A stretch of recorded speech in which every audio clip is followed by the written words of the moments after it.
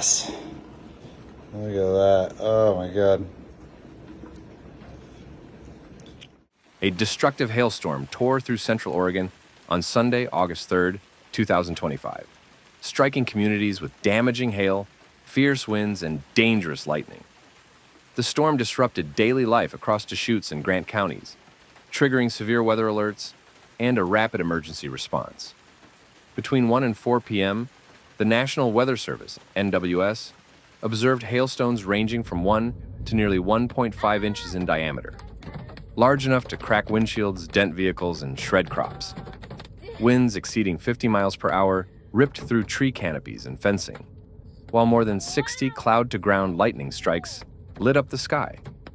Traffic signals went dark in several towns, and tree limbs scattered roadways, creating hazards across the region. Holy Lord. Oh my God.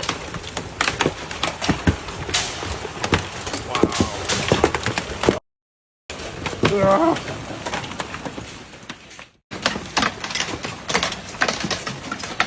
This has been the weirdest summer for weather. See it bouncing out there. In Bend, one of the hardest-hit cities, flash flooding temporarily shut down the Franklin Avenue underpass. Hail accumulation blocked storm drains, causing water to overflow into nearby neighborhoods. Several vehicles became stranded in rising water before crews diverted traffic and cleared debris. This incident highlighted the need for upgrades to stormwater systems vulnerable to sudden hail and runoff surges. Redmond and Prineville endured intense downpours and hail bursts that sharply reduced visibility, snarling traffic and prompting emergency calls. Minor collisions were reported, but no serious injuries. In rural areas, toppled trees and localized flooding isolated some properties, challenging emergency access and recovery efforts. Pacific Power confirmed over 11,000 outages in Deschutes County due to lightning strikes damaging transformers and fallen power lines. Crews prioritized restoring electricity to hospitals, emergency shelters, and critical facilities. Remote customers experienced extended outages as repair teams navigated difficult terrain and weather hazards. The lightning also ignited 39 wildfires, primarily in timberlands west of Sisters and north of John Day. Despite brief rainfall and hail, dry conditions left fuels highly flammable. Firefighters conducted rapid initial attacks supported by air reconnaissance, containing all but a few small fires. The largest, the Stevens Fire, burned 7.6 acres before full containment early Monday.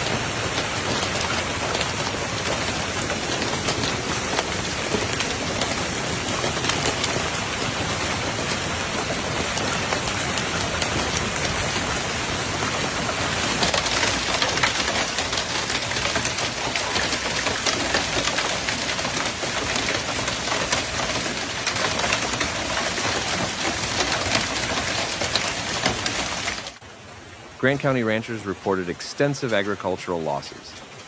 Hail devastated alfalfa fields, damaged fencing, and clogged irrigation channels with debris.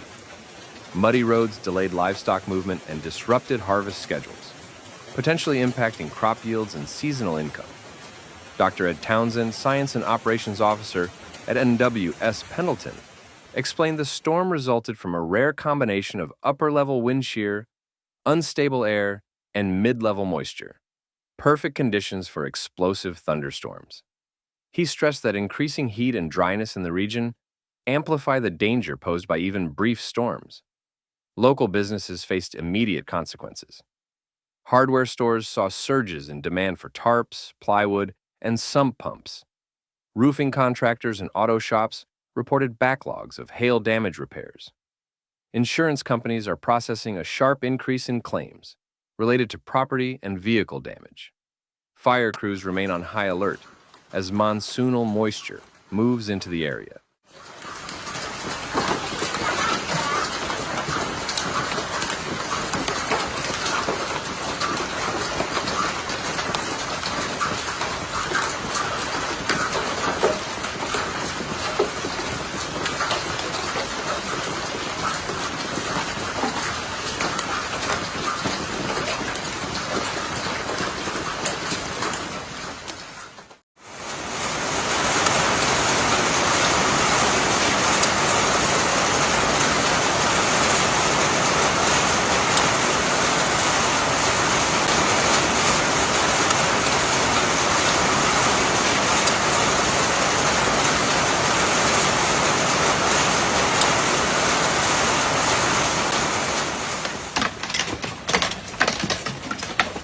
This has been the weirdest summer for weather. See it bouncing out the ground.